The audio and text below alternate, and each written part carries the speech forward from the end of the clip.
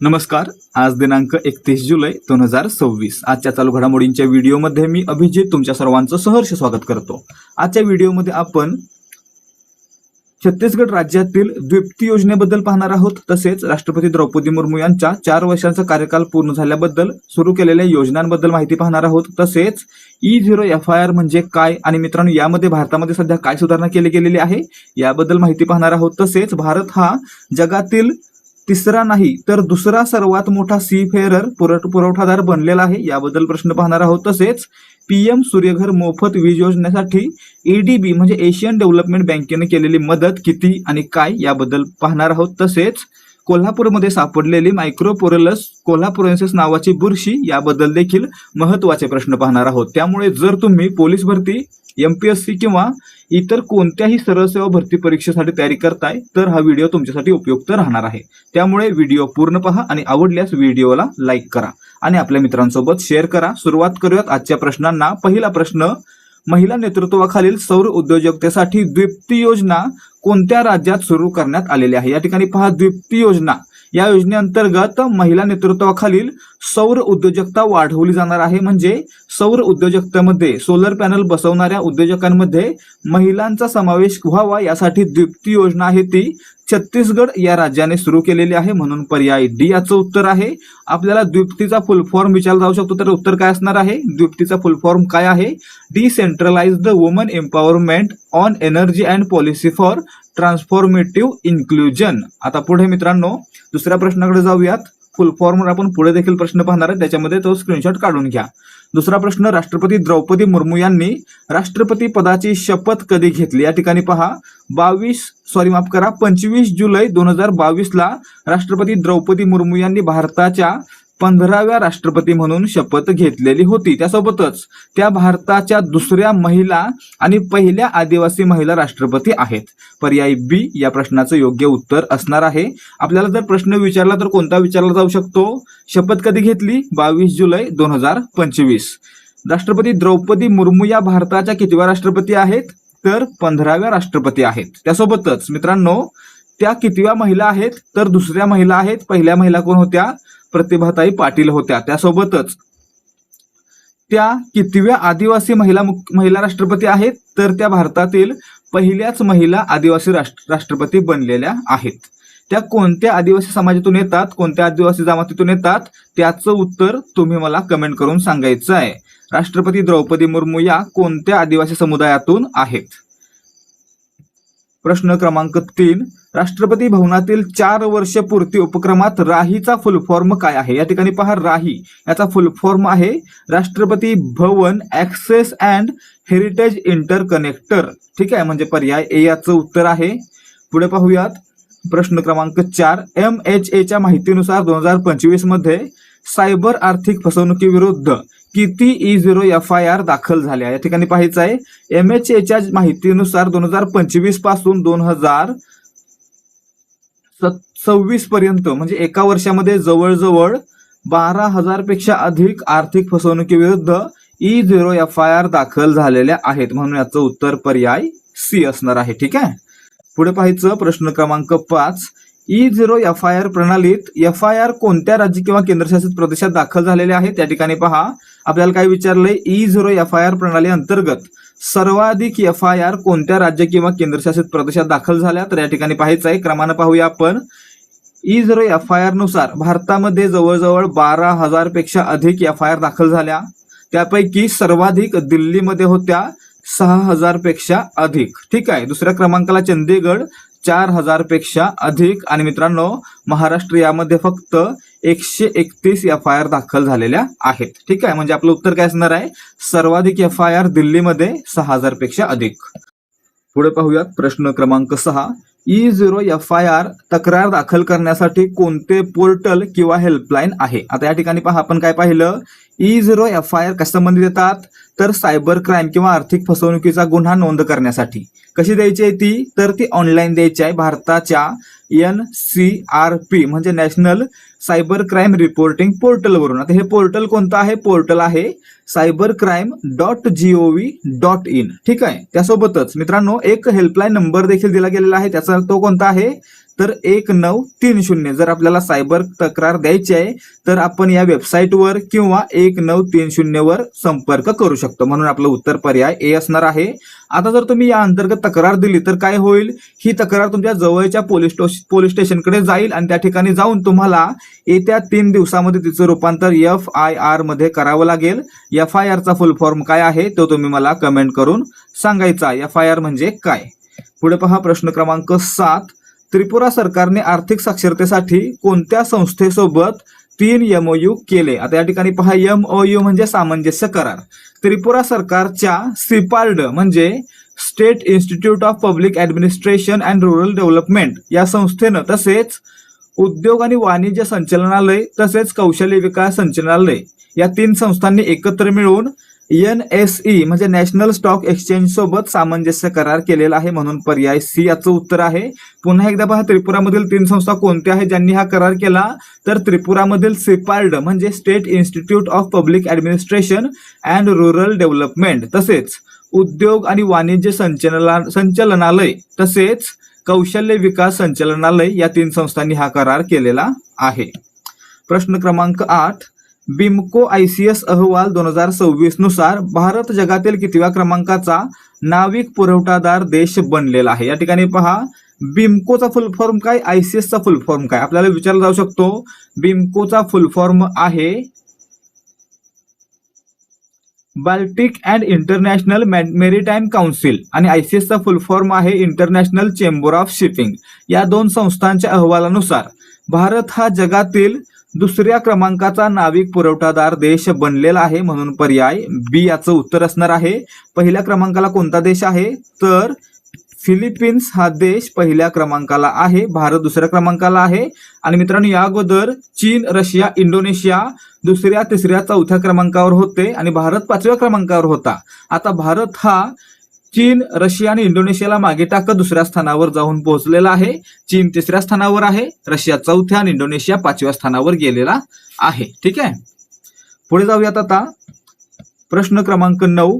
भारताचा जागतिक नाविक अधिकारी पुरवठ्यातील हिस्सा किती आहे. मित्रांनो या ठिकाणी पहा भारत हा जागतिक नाविक अधिकारी पुरवठ्यामध्ये 1,40,718 अधिकारी देत आहे. म्हणजेच 13.41% अधिकारी देत आहे. म्हणून पर्याय ए याचं उत्तर असणार आहे. ठीक आहे.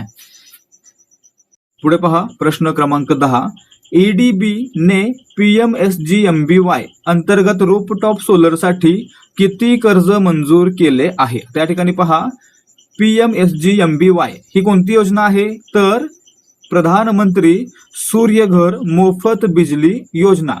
या योजनेसाठी एशियन डेव्हलपमेंट बँकेने म्हणजे आशियाई विकास बँकेने $850 दशलक्ष कर्ज मंजूर केलेलं आहे. म्हणून पर्याय C या प्रश्नाचं उत्तर आहे. प्रश्न क्रमांक 11. PMSGMBY चे पूर्णरूप काय आहे. या ठिकाणी पहा PM प्रधानमंत्री, S सूर्य, G घर, M मोफत किंवा मुफ्त, B बिजली, Y योजना. म्हणजे काय झालं, प्रधानमंत्री सूर्यघर मुफ्त बिजली योजना. म्हणजे आपलं उत्तर पर्याय ए असणार आहे. प्राईम मिनिस्टर सूर्यघर मुफ्त बिजली योजना. प्राईम मिनिस्टर म्हणा किंवा प्रधानमंत्री म्हणा. पुढे पहा प्रश्न क्रमांक 12. FIUIND च्या संचालकपदी जुलै 2026 मध्ये कोणाची नियुक्ती झालेली आहे. या ठिकाणी पहा FIUIND म्हणजे काय, तर फायनान्शियल इंटेलिजन्स युनिट इंडिया याच्या संचालकपदी जुलै 2026 मध्ये सत्यपाल कुमार यांची नियुक्ती करण्यात आलेली आहे. म्हणून याचं उत्तर पर्याय B असणार आहे. पहा काय आहे FIUIND म्हणजे फायनान्शियल इंटेलिजन्स युनिट इंडिया. मित्रांनो या संस्थेच्या संचालकपदी सत्यपाल कुमार यांची नियुक्ती झालेली आहे. आता पुढे आपल्याला काय पाहायचं आहे, FIUIND बद्दल पाहायचं आहे. FIUIND याची स्थापना कधी झालेली आहे, याची स्थापना पहा झालेली आहे 2004 साली आणि याचं मुख्यालय कुठे आहे, नवी दिल्लीमध्ये. म्हणून याचं उत्तर असणार आहे पर्याय ए. FIU financial intelligence unit India ची स्थापना 2004 मध्ये झालेली होती. तसेच याचं मुख्यालय दिल्लीमध्ये आहे. ठीक आहे.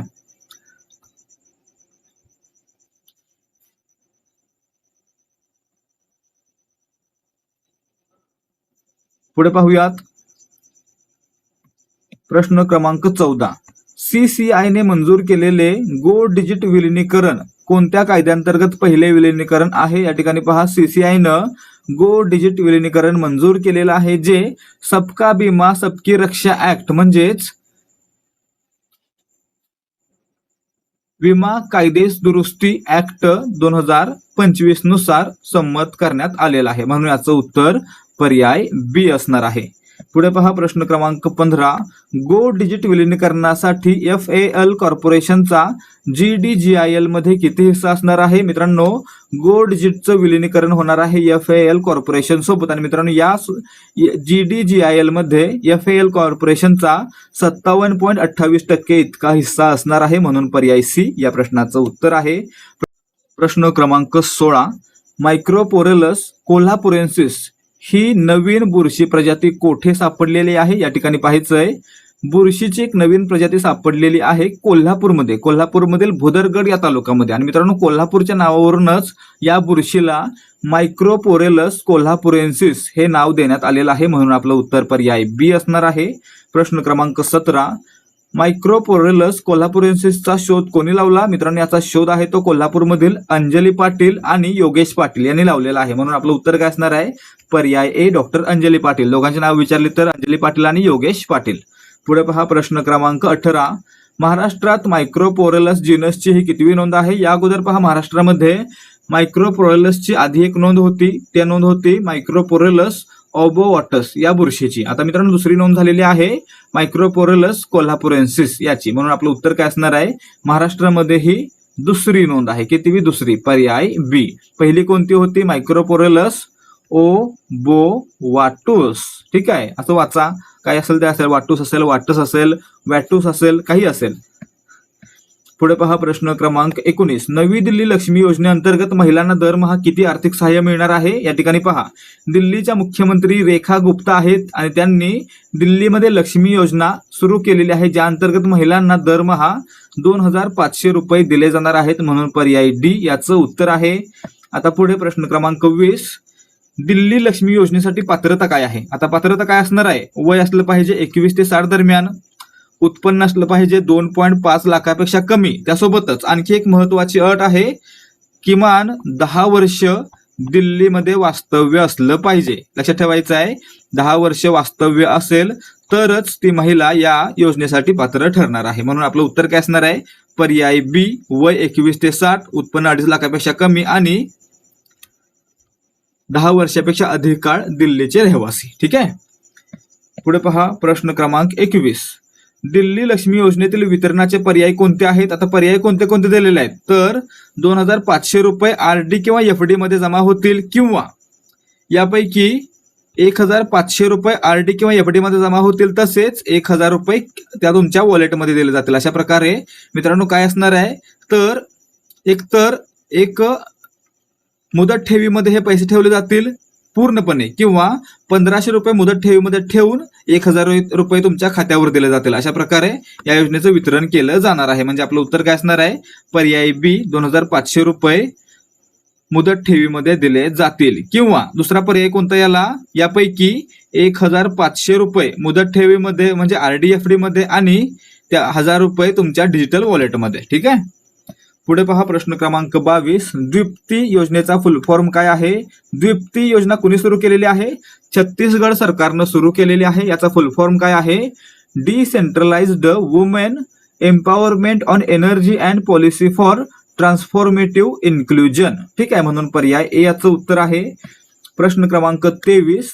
द्विप्ती योजनेचे लक्ष किती आहे? द्विप्ती योजनेचे लक्ष पाहायचं आहे मित्रांनो. या योजनेअंतर्गत कमीत कमी 5000 उपक्रम केले जातील आणि 50,000 पेक्षा अधिक हरित नोकऱ्या पुरवल्या जातील. अशा प्रकारचं उद्दिष्ट किंवा लक्ष ठेवण्यात आलेलं आहे. म्हणून पर्याय बी आपलं उत्तर आहे. द्विप्ती योजनेअंतर्गत 5000 उपक्रम आणि 50,000 नोकऱ्या दिल्या जातील. ठीक आहे. पुढे पहा प्रश्न क्रमांक 24. द्विप्ती योजनेतील पहिले अंमलबजावणी स्थळ कोणते आहे? या ठिकाणी आपण काय पाहिलं? द्विप्ती योजना कोणी सुरू केली? छत्तीसगड सरकारनं सुरू केली आणि याचं अंमलबजावणी केंद्र आहे ते छत्तीसगडमधीलच कबीरधाम जिल्हा असणार आहे. म्हणून पर्याय बी याचं उत्तर आहे. प्रश्न क्रमांक 25. ई उपहारची कितवी आवृत्ती राष्ट्रपती भवनात सुरू झाली? या ठिकाणी पहा, राष्ट्रपती द्रौपदी मुर्मू यांचा कार्यकाल आहे तो 25 जुलै 2026 रोजी 4 वर्षे पूर्ण झाला. आणि मित्रांनो, या 4 वर्षे पूर्तीच्या धर्तीवर त्यांनी या ठिकाणी ई उपहारची तिसरी आवृत्ती लॉन्च केलेली आहे किंवा सुरू केलेली आहे. म्हणून याचं उत्तर असणार आहे पर्याय सी. या ठिकाणी ई उपहारची तिसरी आवृत्ती या ठिकाणी लॉन्च करण्यात आलेली आहे. ठीक आहे. पुढे पहा प्रश्न क्रमांक 26. Go digit general insurance limited म्हणजे GDGIL चे मुख्यालय कोठे आहे? या ठिकाणी पहा, go digit general insurance limited GDGIL ची स्थापना कधी झालेली होती? याची स्थापना झालेली होती 2016 ला. आणि याचं मुख्यालय कुठे आहे?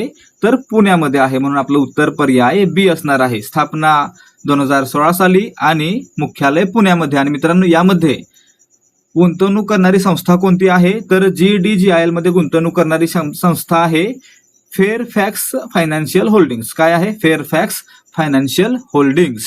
आता पुढे प्रश्न क्रमांक 27.